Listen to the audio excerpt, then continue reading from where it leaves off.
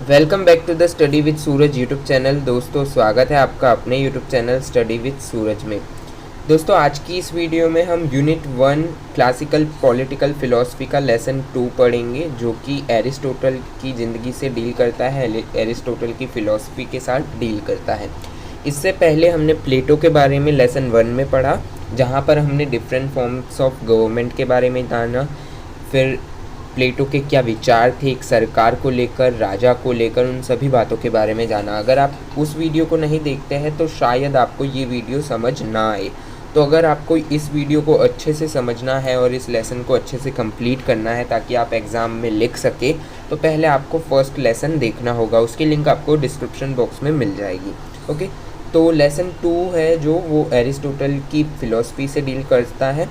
Aristotle का जन्म 385 BC में हुआ था और 322 बीसी में उनकी मृत्यु हो गई थी।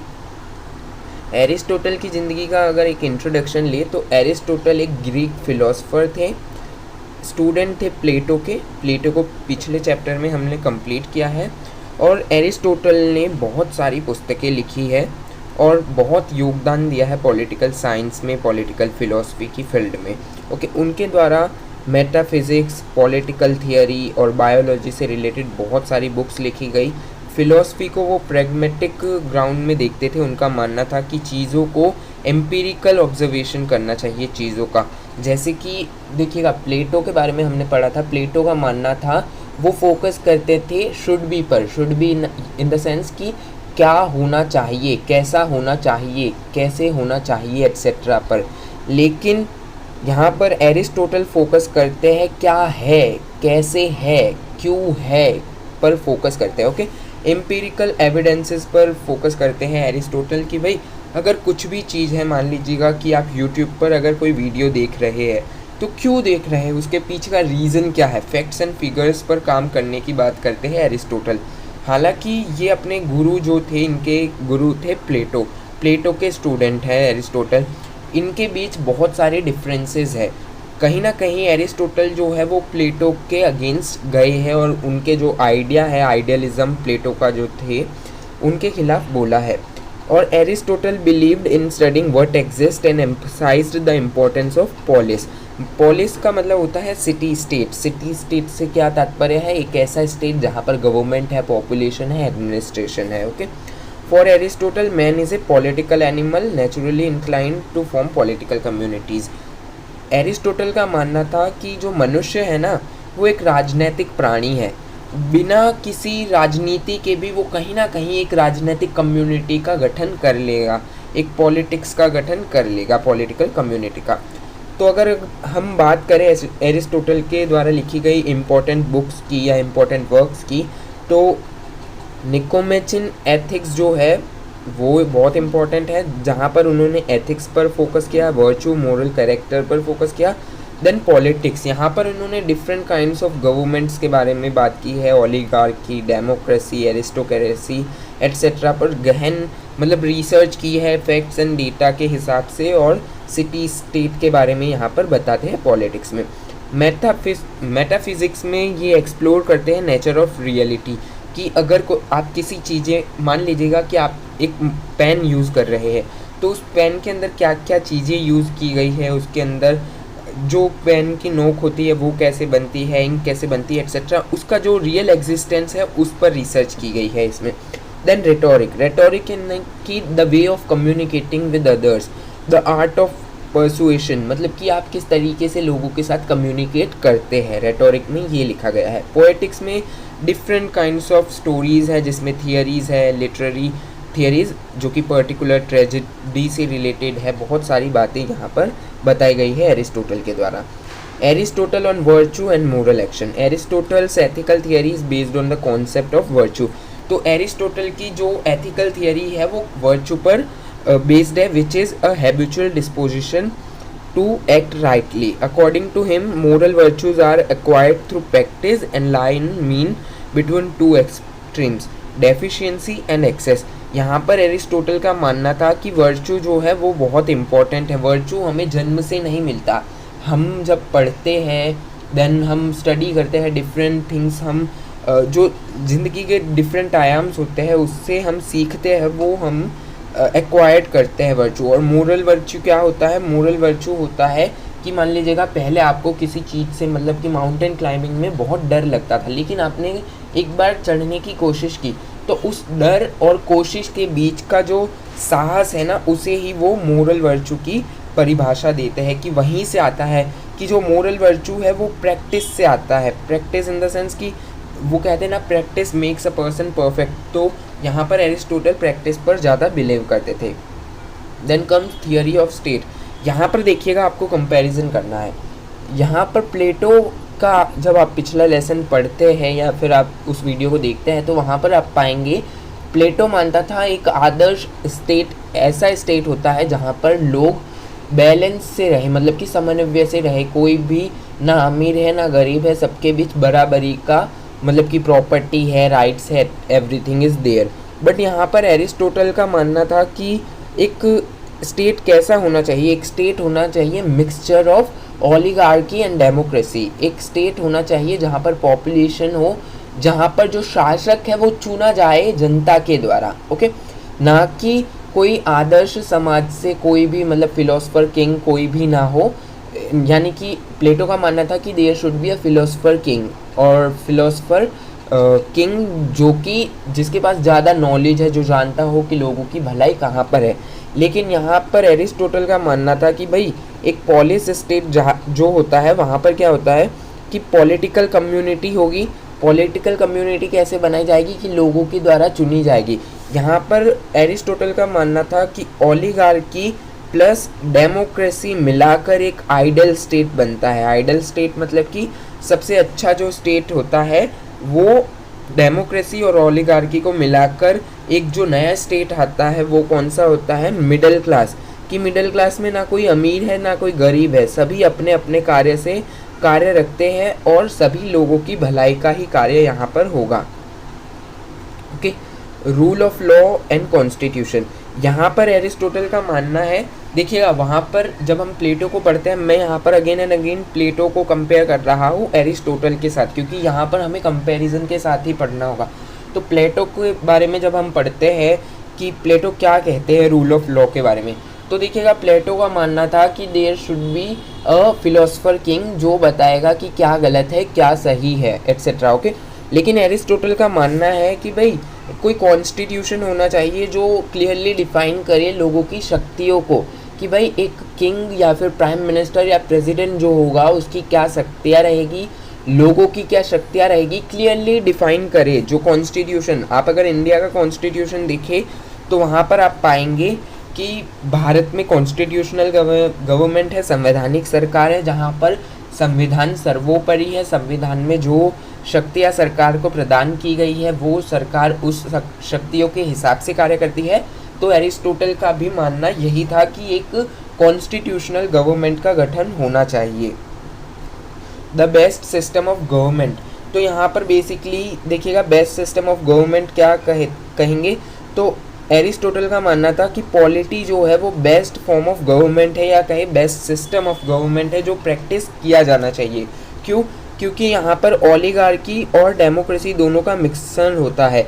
मिश्रण यानी कि देखिएगा यहाँ पर जो एलिट क्लास है वो भी है, और जो गरीब से गरीब पुअर क्लास जो है मतलब कि सबसे मतलब कि पिछड़ी क्लास वो भी है, और दोनों मिलकर एक सरकार का गठन करती है जो कि कॉन्स्टिट्यूशनल गवर्नमेंट कहलाती है, ओके। तो ये पॉलिटी को आदर्श मानते हैं, आइडियल डेमोक्रेसी मानते हैं एरिस्टोटल।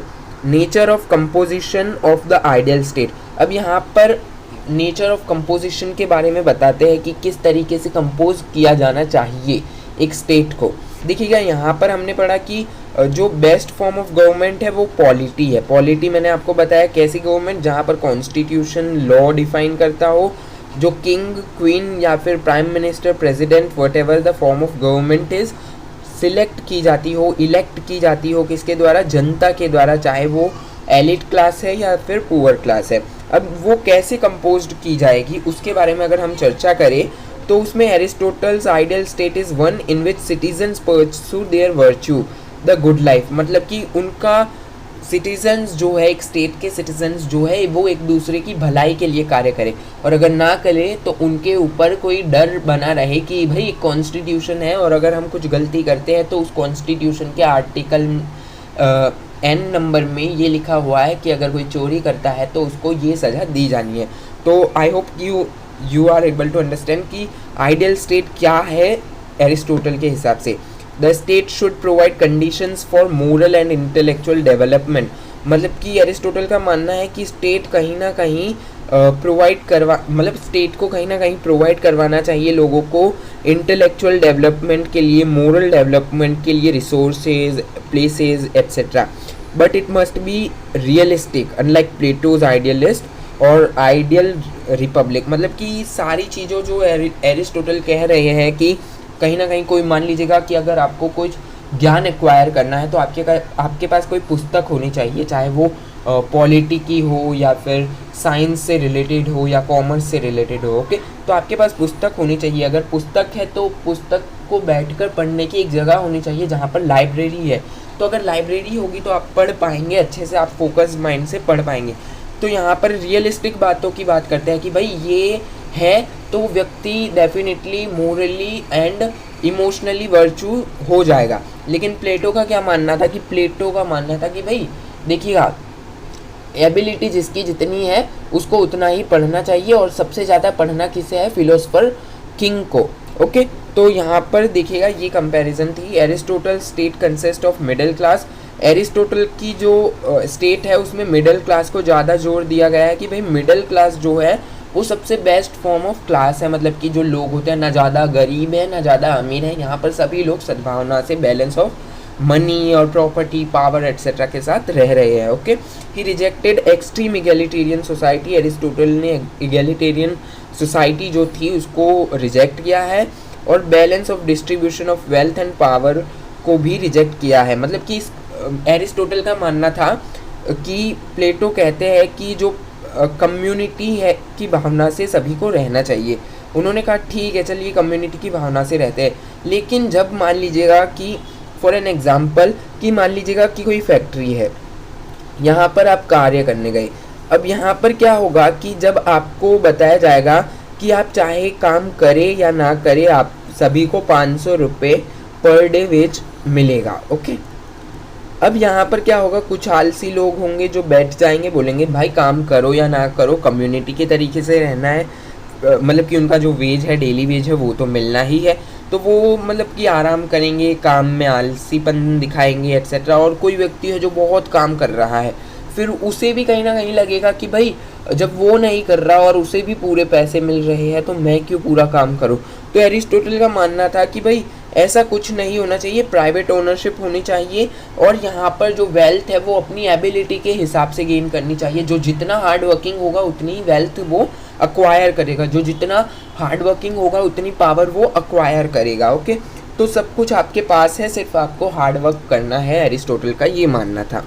क्रिटिकली अगर इवेल्युएट करें एरिस्टोटल के आइडिया को, एरिस्टोटल का मानना एरिस्टोटल का मानना था कि नेचुरल जो स्लेवरी है ना, स्लेवरी दास प्रथा जो है ना, वो नेचुरल है, प्रकृति में इनहेरेंट है, इंट्रिंसिक है।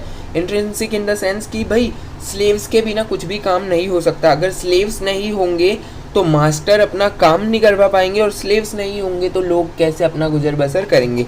तो यहाँ पर बेसिकली सिंपल लैंग्वेज में कहूँ तो एरिस्टोटल जो था वो स्लेव नेचुरल या फिर कहे स्लेवरी प्रथा जो होती है उसका सपोर्टर थे। ओके, तो उन्होंने कहा कि slaves are important for the society's growth. Modern perspectives reject Aristotle's defence of slavery. पर आजकल के जो पॉलिटिकल साइंटिस्ट्स है, थियरिस्ट्स है, फिलोसफर्स है, वो मानते हैं कि जो एरिस्टोटल ने स्लेवरी को लेकर जो थियरी दी है वो रॉन्ग है, कि स्लेवरी का अंत होना चाहिए। आज के जो हिस्टोरिकल कॉन्टेक्स्ट कहते हैं। एनालाइज एरिस्टोटल्स डिफरेंसेस विद प्लेटो। देखिएगा, कहने को तो एरिस्टोटल प्लेटो के छात्र थे, शिष्य थे, स्टूडेंट थे, लेकिन अगर डिफरेंस का अगर हम कंपैरिजन करें तो देखिएगा आइडियलिज्म वर्सेस रियलिज्म। यहाँ पर प्लेटो थे एक आइडियल, आदर्शवादी व्यक्ति थे। उनका मानना था कि भाई चीज़ें ऐसी होनी चाहिए, एंड गवर्नमेंट ऐसी होनी चाहिए, स्टेट ऐसा होना चाहिए, लोगों को ऐसा कार्य करना चाहिए, वो चाहिए पर फोकस करते थे। और यहाँ पर जब बात आती है एरिस्टोटल की, तो एरिस्टोटल यथार्थवाद यानी कि रियलिज्म पर फोकस करते थे। What is real it should be, मतलब कि जो है उस पर फोकस करो, क्या होना चाहिए या क्या नहीं होना चाहिए उस पर फोकस मत करो। यहाँ पर आप समझ चुके होंगे Aristotle was more concern with practical, मतलब प्रैक्टिकलिटी पर फोकस करते थे एरिस्टोटल। रियल वर्ल्ड पॉलिटिक्स में फोकस करते थे एरिस्टोटल। फॉर्म्स ऑफ गवर्नमेंट, कि भाई कितनी फॉर्म्स ऑफ गवर्नमेंट होनी चाहिए, फॉर्म्स ऑफ गवर्नमेंट के बारे में प्रीवियस क्लास में हमने डिटेल में डिस्कशन किया है।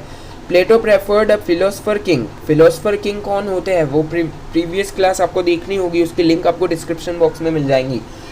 And his republic was govern by ruling elite, Plato क्या मानते थे कि भाई कोई फिलोसफर किंग होने चाहिए जो कि राजा बनेंगे, रूलिंग एलिट थे। वाइल एरिस्टोटल क्या मानते थे कि भाई मिक्स्ड कॉन्स्टिट्यूशन होना चाहिए, मतलब कि ओलिगार्की और डेमोक्रेसी दोनों को मिलाकर। ओलिगार्की डेमोक्रेसी क्या होता है प्रीवियस क्लास में समझाया, आप देखिएगा। ओलिगार्की और डेमोक्रेसी से मिली जुली एक सरकार होनी चाहिए जो सभी लोगों की भलाई के लिए कार्य करे। थियरी ऑफ फॉर्म, पिछली क्लास में देखिएगा, आप जब देखेंगे 20 से 25 मिनट की क्लासेज है, ज़्यादा लंबी क्लासेज नहीं होने वाली है। Theory of forms, Plato's theory of forms advocated for abstract idealism. Aristotle rejected this, believing that reality is composed of tangible substances and their properties. प्लेटो का मानना था कि आप जो चीज़ों को देखते हैं वो इम्परफेक्ट कॉपी है एक परफेक्ट चीज़ की। मतलब कि फॉर एन एग्जांपल, अगर आप कोई चीज़ यूज़ कर ले, मान लीजिएगा कि आप एक चेयर पर बैठे हैं, तो चेयर कैसी होगी बेसिकली, मतलब कि इस तरीके से होगी कि भाई 4 लेग्स होंगे चेयर के और इस तरीके से होगी जिसमें आप बैठ पाए। लेकिन प्लेटो का मानना था कि जो चेयर हम देखते हैं वो चेयर रियलिटी में नहीं होती, वो इम्परफेक्ट कॉपी होती है एक परफेक्ट थिंग की। ओके, तो उसके बारे में डिटेल में हमने पिछली क्लास में पढ़ा है, आप देख सकते हैं। लेकिन एरिस्टोटल का यहाँ पर मानना था कि whatever we see is the real, जो हम देखते हैं, मान लीजिएगा कि एक चेयर है भाई, उस चेयर के 4 लेग्स है, तो यही रियल है, इसके अलावा कुछ रियल नहीं है, यही परफेक्ट थिंग है। Okay, then communism of property. Plato supported communal ownership of property and wives.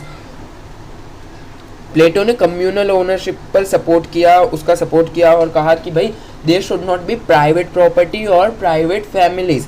But यहाँ पर एरिस्टोटल ने क्या कहा कि भाई प्रॉपर्टी और फैमिली को क्यों आप बोलते हो कि कम्युनिटी के हिसाब से चलना चाहिए। भाई जिसमें जितनी एबिलिटी है, जिसमें जितना सामर्थ्य है, साहस है, वो उस हिसाब से अपनी प्रॉपर्टी और फैमिली को ग्रो करेगा।